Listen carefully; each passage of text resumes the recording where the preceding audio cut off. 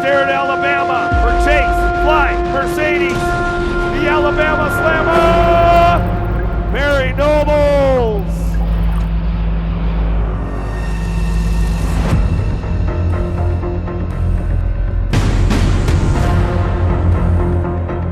'22 started exactly how I planned. Fast forward through the season, I went on to win 13 out of 16 races, and we came into the end of the season exactly where we needed to be in preparation to take that championship. Everything was right on track until it all changed.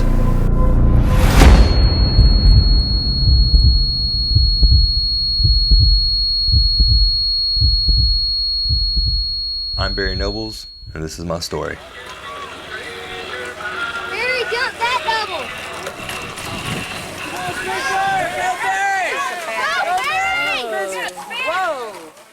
Growing up in Alabama is outside of two wheels. I don't really know I don't know how it'd be different from anybody else, really. I started riding at the age of about 3, actually. I remember it pretty vividly, oddly enough. I started on a scooter. I remember I had one of those dirt tire scooters. All the neighborhood kids had bikes. I didn't have a bike yet. I would sit on the deck of the scooter, like when we were all hanging out, kicking air, all the kids are hanging out on their handlebars. I didn't have that. And from that day on, my dad went and got me a little 12-inch bike. My parents knew I had a passion for two wheels. They took me out to the local BMX track, which was 1989 or 1990. Raced a couple times, vivid memories from that. We just happened to come across the Alabama State Championships one year, about an hour north. That local track I started racing at ended up shutting down, unfortunately. I continued to ride BMX up until I was 10 or 11 years old. And from that point on, the rest is history.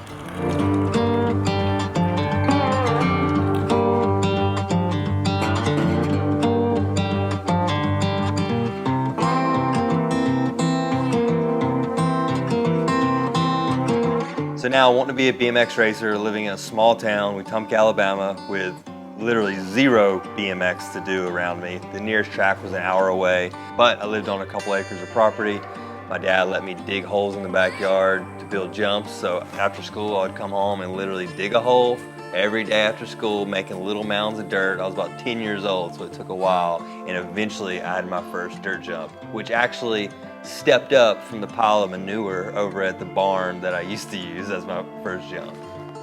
About 2 years into racing, my parents ended up taking over the local track, so it was just kind of a snowball effect from there. The backyard started growing. More and more I was at the BMX track. Oh, there you go. As you would when all you do is ride a bike, is get better and progress over time.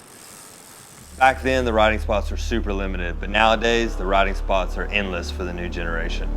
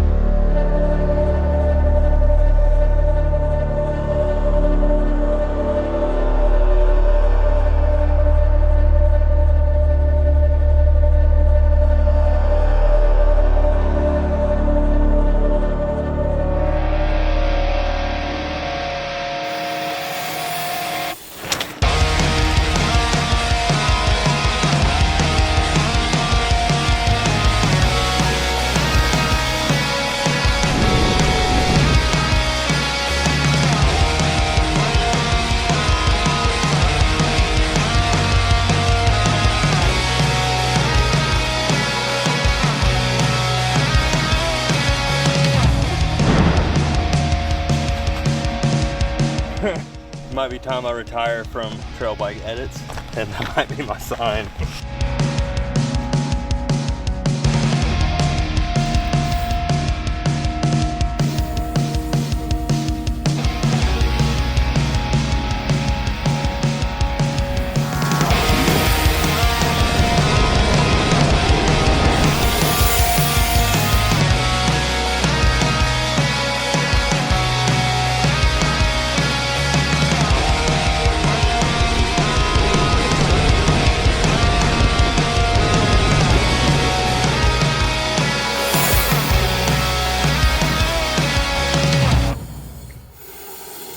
So I spent a few years racing, figuring it out, learning the ropes of racing BMX, and I really kind of made a name for myself at 16 when I won my first world championships.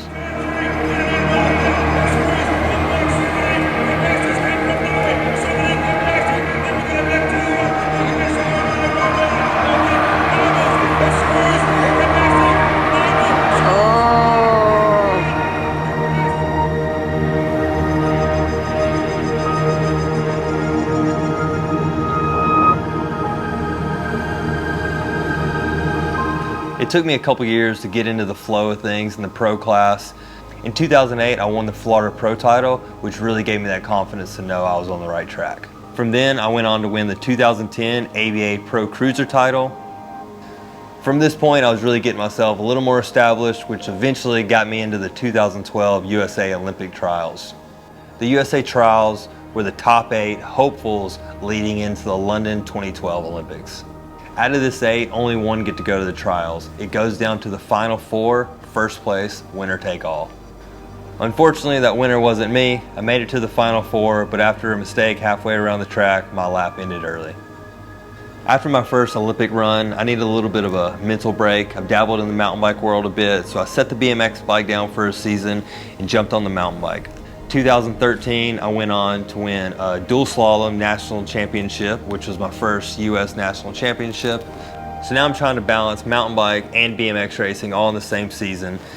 From there, I went on to win multiple Crankworks medals, followed by a silver medal in the BMX national championships the following year.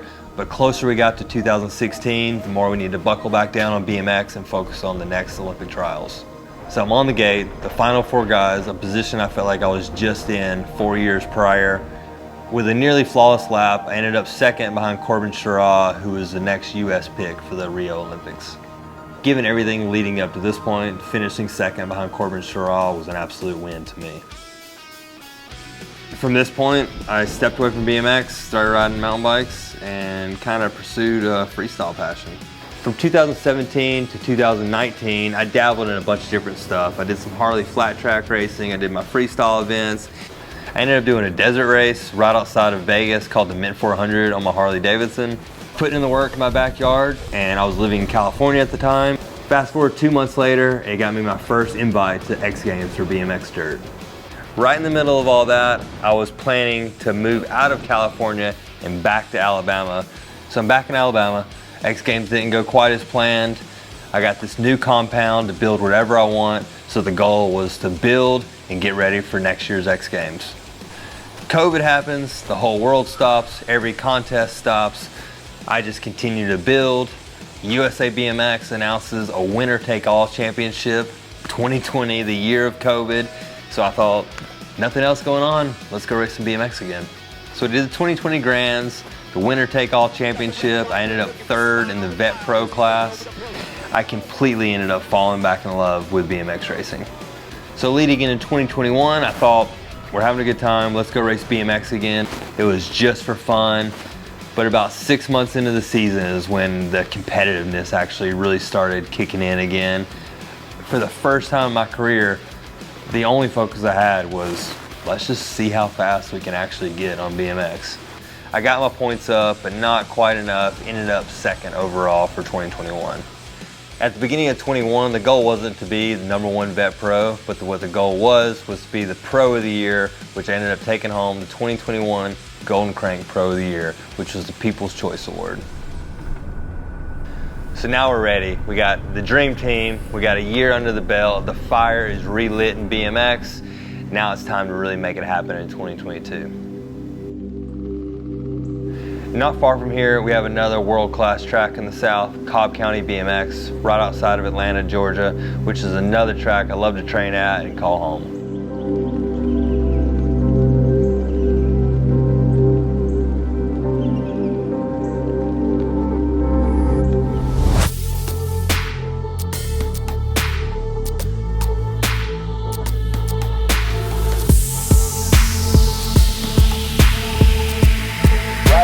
Ready? Watch the gate.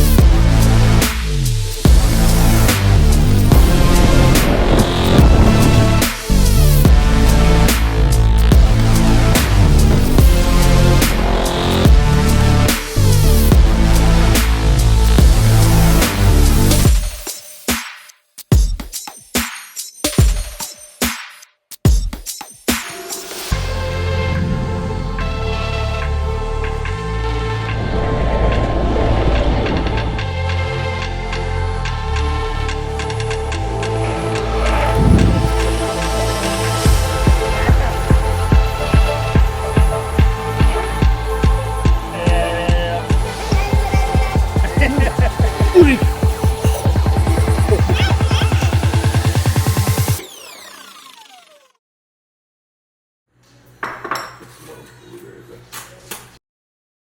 up.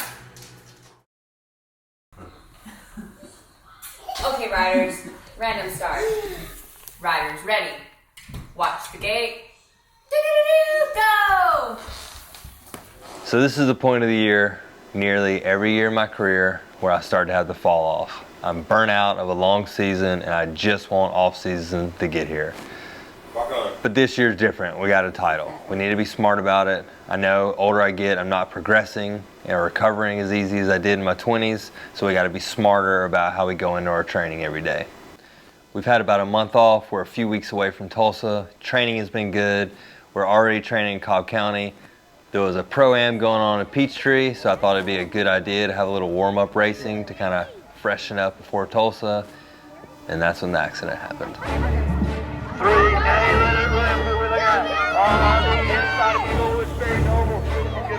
Straight forward into the semi after the last quarter. Right before the main event, we had a little bit of rain, and I should have listened to my gut. I got on the gate anyways, going down the first straightaway. Had the whole shot, foot ended up coming unclipped out of my pedal, foot stomping the ground, sending me straight over the handlebars, head first into the next lip, splitting my eye, dislocating my hand, and breaking a joint in my hand. First thing I thought was, I just threw away this entire season.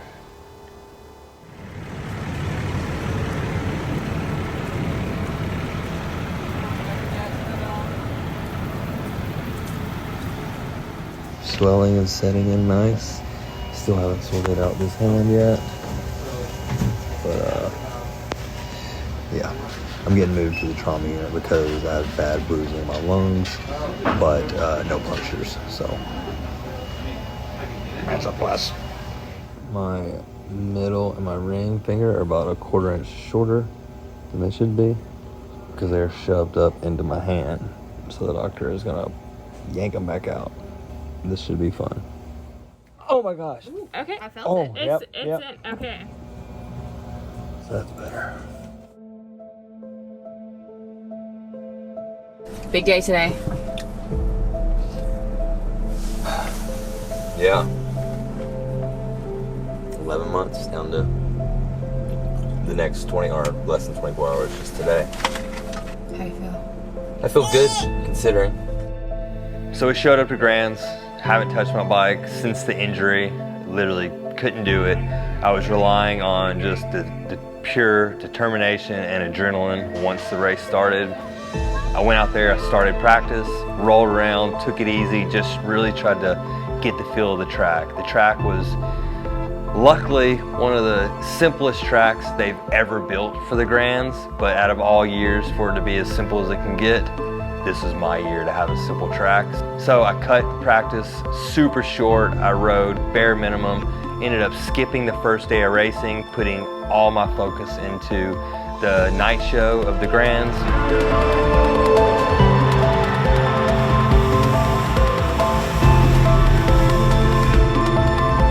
Luckily I ended up winning my motos, winning my quarter, getting the end of the night show. Here we go, the Slamma. He wants to bring it home. Can you make some noise? He knows he's been out with injury. He is coming back in the big time hurry. Take that title. Oh, that one hurt. We're literally halfway there. We've done the 4. We can push through 4 more laps. The pain was setting in, but the adrenaline was just rising up, so we're pushing through. And as the night went on, the racing actually got easier. The tunnel vision started happening. It was just kind of on autopilot at that point. I felt the pain, but I just ignored it. Ended up winning my semi, giving me first lane choice into the main event, which was what we all fight for. All year we want to have that first lane choice in the main, and here we are, Grand Nationals, the main event. I have first lane choice with 3 more laps to go. Main event at Grands is 3 mains, not just 1 like normal. We're 5 laps in, 3 laps to go, checking off the boxes. It's It's all on the line tonight. Down the front straightaway, the Alabama Slamma. Slamma in control of his own destiny tonight.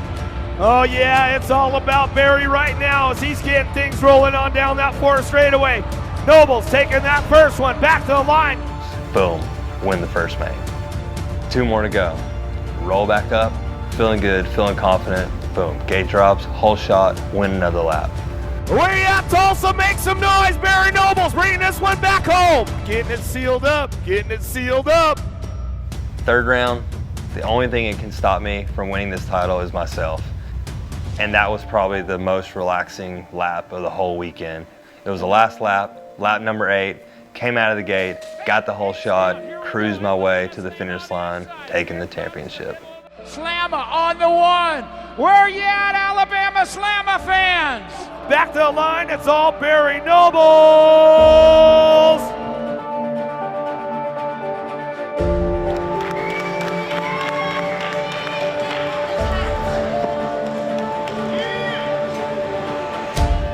I kind of got to that point where this whole year was just about proving myself that I could finish a full season.